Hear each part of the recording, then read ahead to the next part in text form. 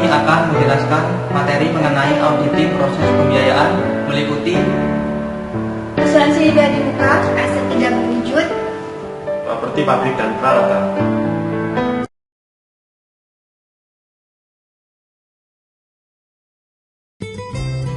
Di sini saya akan menjelaskan tentang auditing biaya dibayar di muka.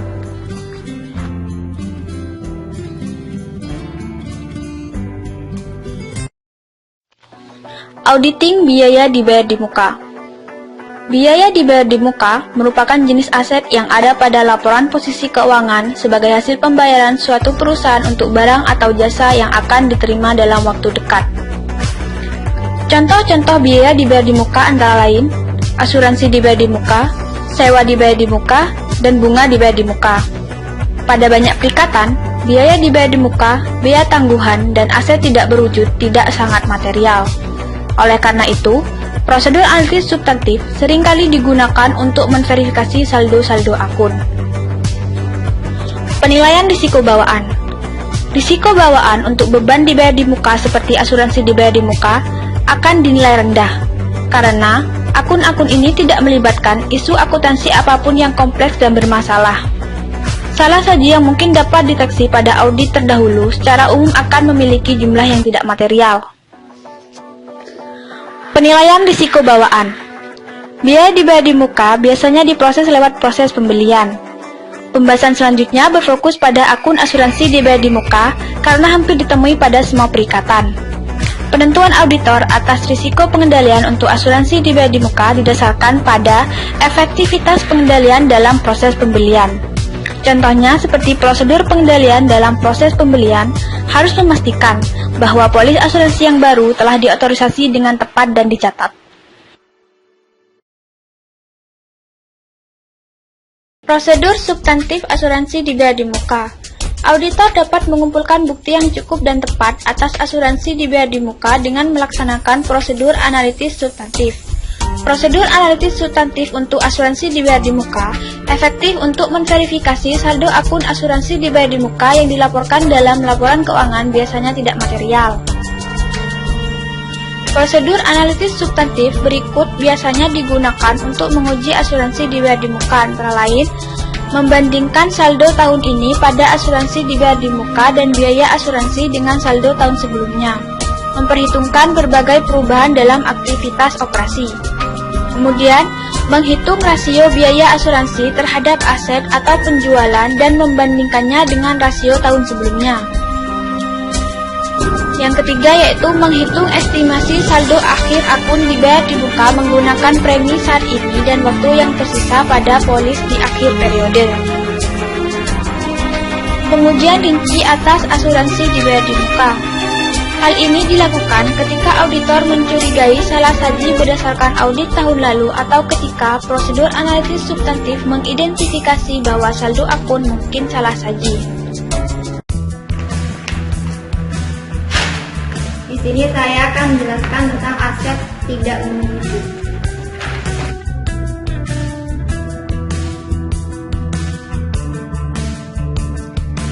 Aset tidak berwujud adalah aset-aset yang memberikan manfaat ekonomi lebih dari setahun, tetapi tidak memiliki substansi wujud. Contoh dari aset tidak berwujud di sini antara lain pemasaran, konsumen, administratif, kontrak, dan teknologi. Aset tidak berwujud dicatat ketika aset diperoleh melalui pembelian atau perolehan. Semua aset tidak berwujud harus diuji untuk penurunan nilai yang paling sedikit setiap tahun. Penilaian resiko bawaan pada aset tidak berwujud digunakan untuk menilai aset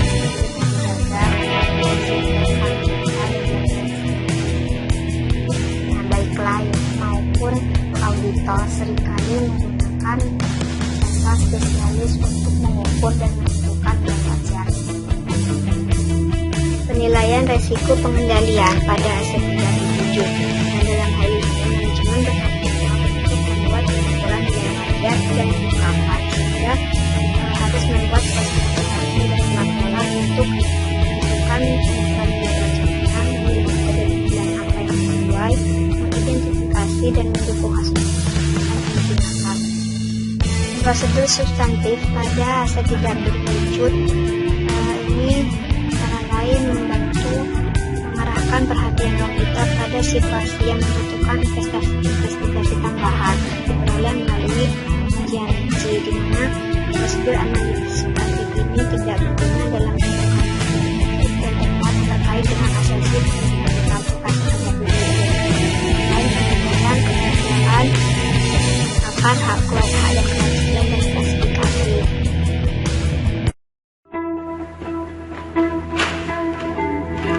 Di sini saya akan menjelaskan materi tentang auditing proses manajemen properti.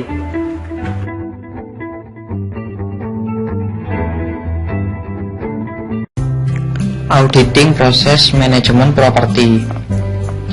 Terdapat 4 jenis transaksi properti, pabrik, dan peralatan yang dapat terjadi dalam proses manajemen properti.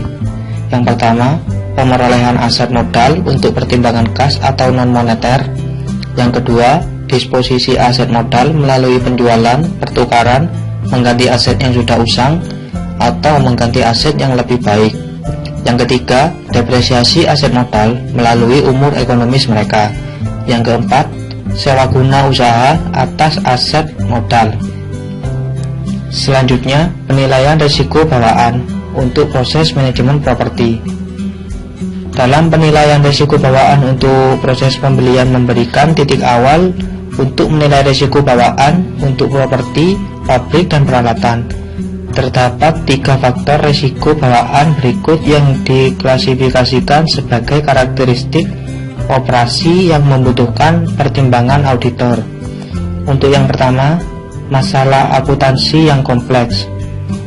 Sejumlah jenis transaksi properti, pabrik, dan peralatan yang berbeda melibatkan masalah akuntansi yang kompleks.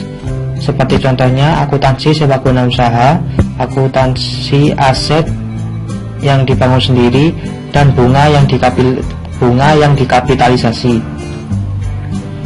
Lalu yang kedua, transaksi yang sulit diaudit. Mayoritas tambahan untuk properti, pabrik, dan peralatan relatif mudah untuk diaudit karena mereka dibeli secara langsung dari vendor. Untuk pembelian semacam tersebut, auditor dapat memperoleh bukti untuk sebagian besar asersi dengan menguji dokumen sumber. Namun, transaksi-transaksi yang melibatkan aset donasi, pertukaran non-moneter, dan aset yang dibangun sendiri seringkali sulit untuk diaudit. Yang ketiga, salah saji yang terdeteksi dalam audit sebelumnya. Jika auditor telah mendeteksi salah saji dalam audit sebelumnya, penilaian risiko bawaan sebaiknya ditentukan lebih tinggi dibandingkan jika tidak ada salah saji atau hanya ada sedikit salah saji yang ditemukan di masa lalu.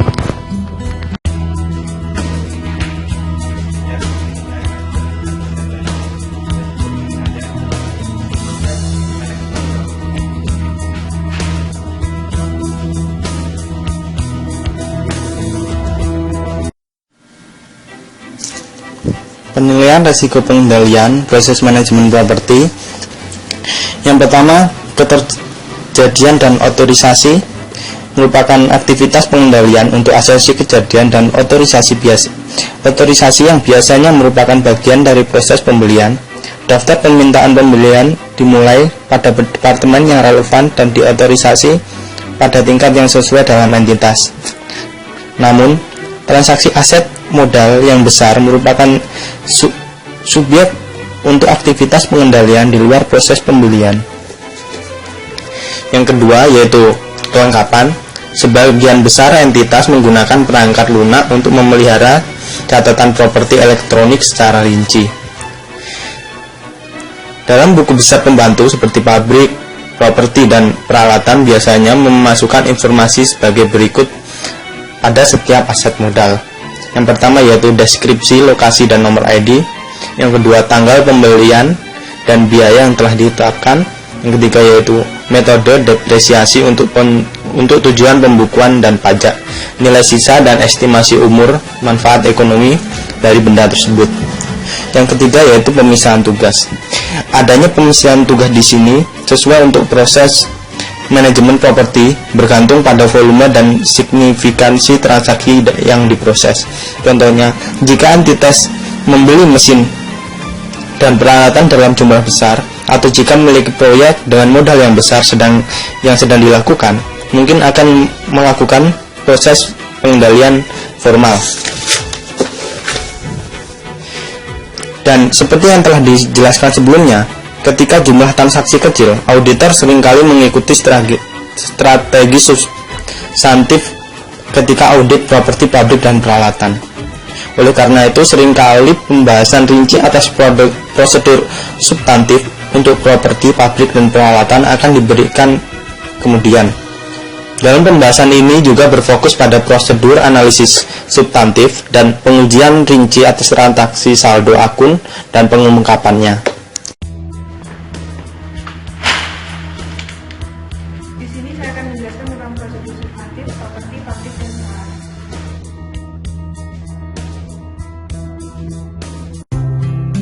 Selanjutnya, saya akan menjelaskan tentang pengujian rinci atas transaksi saldo akun dan pengungkapan properti, pabrik, dan peralatan. Yang pertama yaitu kelengkapan dan akurasi. Auditor memverifikasi akurasi properti, pabrik, dan peralatan dengan memperoleh skedul utama dan skedul rinci untuk penambahan atau pelepasan. Skedul utama dijumlah dan akun individu dicocokkan dengan buku besar. Selanjutnya yaitu visa batas. Pada sebagian besar perikatan, visa batas diuji sebagai bagian pekerjaan audit dalam utang dagang dan biaya yang masih harus dibayar.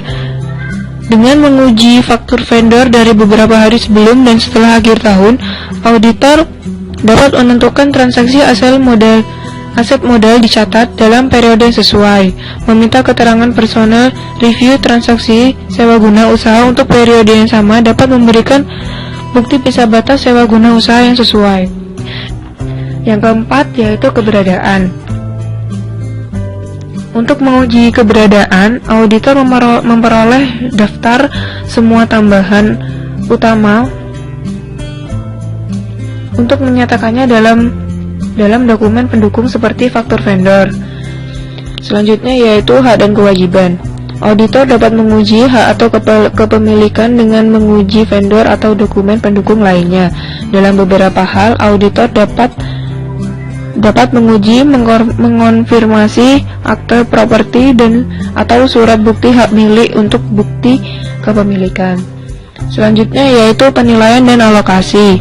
Aset modal dinilai pada biaya pemerolehan ditambah biaya dibutuhkan untuk membuat aset beroperasi. Auditor menguji catatan biaya aset dengan menguji faktur vendor dan dokumen pendukung lainnya. Selanjutnya yaitu masalah-masalah pengungkapan. Beberapa pengungkapan dibuat dalam catatan kaki atau ringkasan kebijakan akuntansi signifikan, sedangkan komponen lainnya mungkin diungkapkan dalam catatan kaki terpisah. Slide selanjutnya yaitu evaluasi temuan audit. Auditor mengumpulkan salah saji dan membandingkan jumlah ini dengan salah saji yang dapat ditolerir. Jika kemungkinan salah saji kurang dari salah saji yang dapat ditoleransi, bukti menunjukkan bahwa akun properti, pabrik, dan peralatan tidak salah saji jika secara material.